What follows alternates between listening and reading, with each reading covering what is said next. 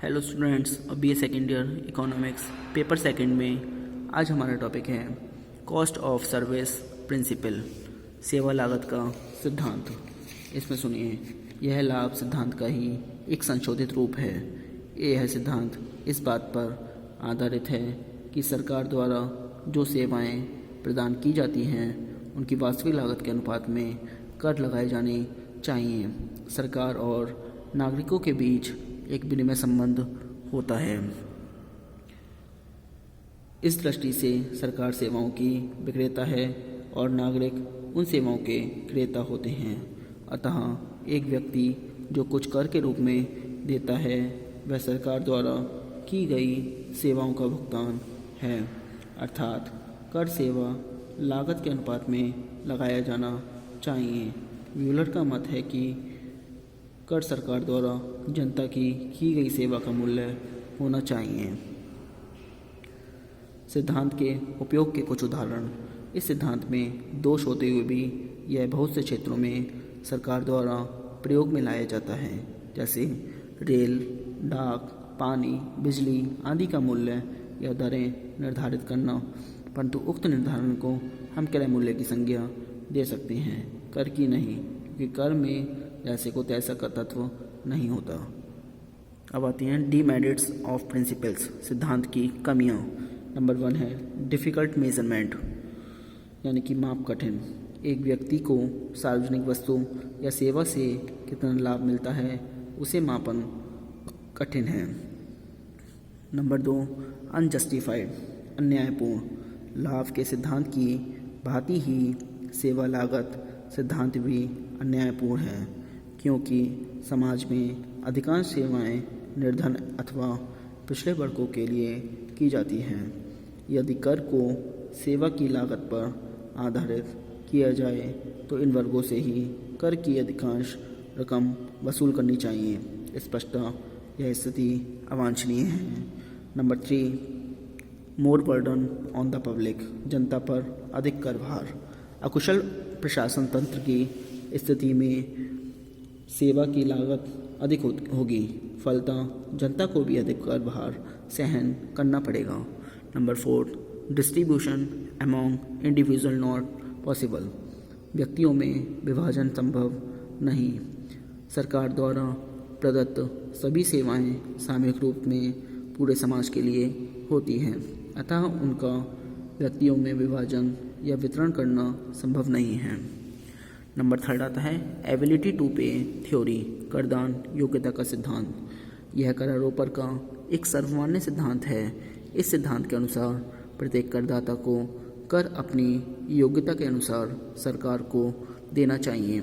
इस सिद्धांत में कर का आधार लाभ की प्राप्ति नहीं है, अपितु जिस व्यक्ति के पास अधिक आय या संपत्ति है उसे सरकार को अधिक मात्रा में कर देना चाहिए। इस सिद्धांत के अनुसार अमीरों को अधिक कर भुगतान करना चाहिए, क्योंकि गरीबों की तुलना में उनके पास आय संपत्ति अधिक होती है। अब आती है मेजरमेंट ऑफ टैक्सेबिलिटी कैपेसिटी, करदान क्षमता की माप। अब हमारे सामने महत्वपूर्ण प्रश्न यह उठता है कि कर योग्यता किस प्रकार और किस आधार पर निश्चित की जाए, तथा दूसरी महत्वपूर्ण कठिनाई यह है कि प्रत्येक मनुष्य की कर देय क्षमता किस आधार पर मापी जाए। इस समस्या के हल के लिए प्रायः निम्नलिखित दृष्टिकोणों से अध्ययन किया गया है। नंबर 1 है सब्जेक्टिव अप्रोच, यानी कि व्यक्तिपरक या भावात्मक दृष्टिकोण। इसमें सुनिए, भावात्मक या व्यक्तिपरक या आंतरिक दृष्टिकोण से हम करदाता के मस्तिष्क का अध्ययन करते हैं, अर्थात करदाता को कर देने की योग्यता का अनुमान उसकी कष्ट उठाने की शक्ति, असुविधाओं को सहन करने की शक्ति तथा त्याग करने की शक्ति से लगाया जाता है।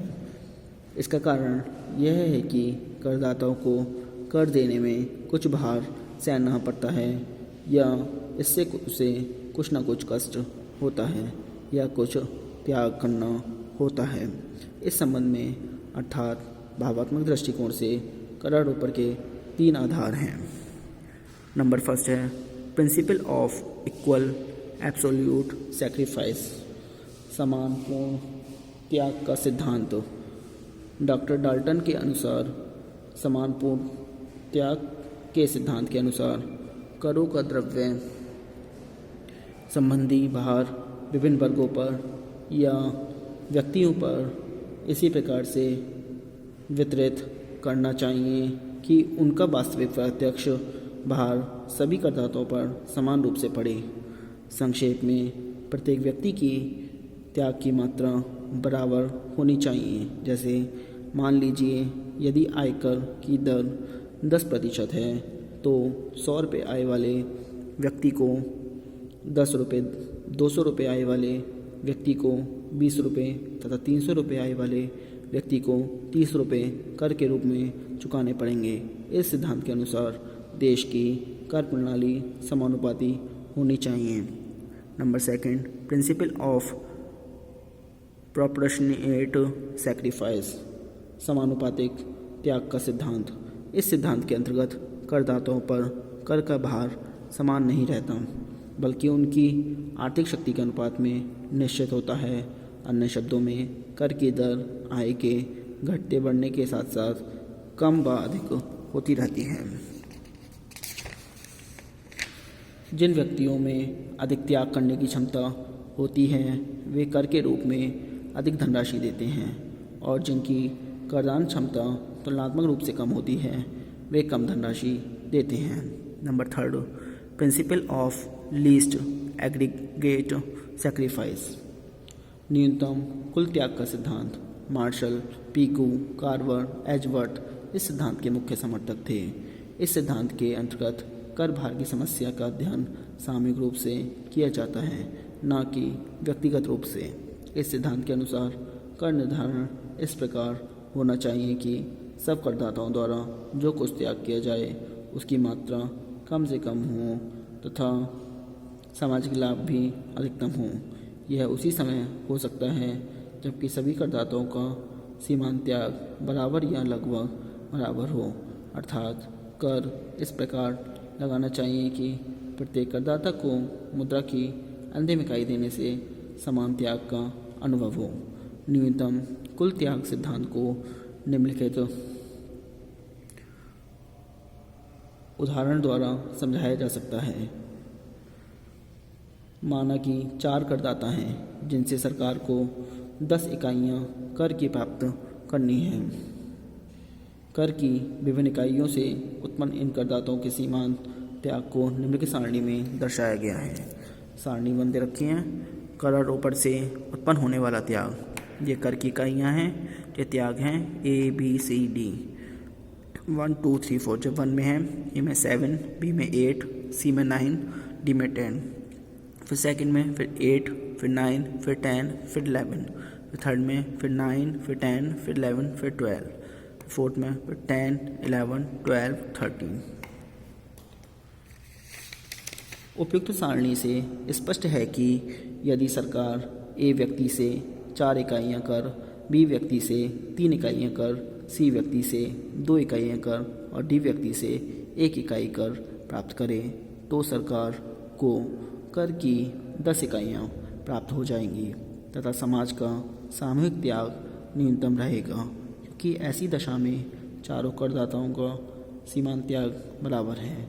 उल्लेखनीय है कि सरकार यदि कर की 10 इकाइयों को प्राप्त करने के लिए इसके पश्चात किसी अन्य प्रकार से कर का वितरण करती है तो उससे समाज का सामूहिक त्याग न्यूनतम नहीं होगा। इस प्रकार व्यवहार में इस सिद्धांत के अनुसार एक अत्यधिक गतिशील कर प्रणाली लागू करनी होगी और कम आय वाले व्यक्तियों को कर से मुक्त रखना होगा या छूट देनी होगी। एजवर्थ ने इस सिद्धांत की सराहना की तथा इसे कर आरोपण का सर्वश्रेष्ठ सिद्धांत माना। उनके मत में इस सिद्धांत द्वारा करदाताओं का कष्ट न्यूनतम हो सकेगा। अब नंबर 2 आता है ऑब्जेक्टिव अप्रोच। इसमें सुनिए, यानी कि वस्तुपूरक दृष्टिकोण या बाह्य दृष्टिकोण। कुछ अमेरिकन अर्थशास्त्रियों ने करदान क्षमता का उचित आधार निश्चित करने के लिए वस्तुगत दृष्टिकोण अपनाया है। इन विधानों के अनुसार मनुष्य की कर देने की शक्ति आंतरिक बातों में ना हो मापी जाकर बाह्य बातों पर नापी जाती है। जैसे नंबर 1 है कंजम्पशन लेवल और एक्सपेंडिचर, उपभोग स्तर पर व्यय या व्यय। कुछ विधानों के अनुसार किसी व्यक्ति का उपभोग या व्यय कर देने की योग्यता का अच्छा माप है, अर्थात जिस व्यक्ति का जितना अधिक व्यय हो उनसे उतना अधिक कर वसूल करना चाहिए।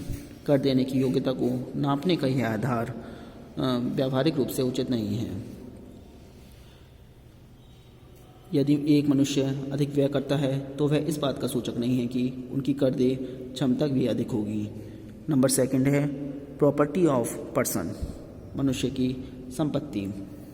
इसके अनुसार जिस मनुष्य के पास जितनी अधिक संपत्ति हो उतना ही अधिक कर लेना चाहिए, परंतु किसी मनुष्य की संपत्ति को भी कर देने की क्षमता का उचित आधार नहीं मान सकते, क्योंकि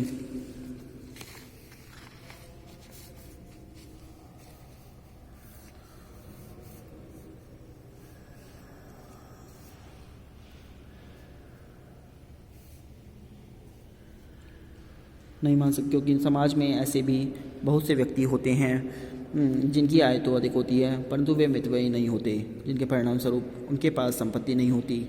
ऐसी स्थिति में संपत्ति को कर देने की क्षमता का आधार मानना मितव्ययिता का पर कर लगाना है। नंबर 3 आता है इनकम ऑफ पर्सन, मनुष्य की आय।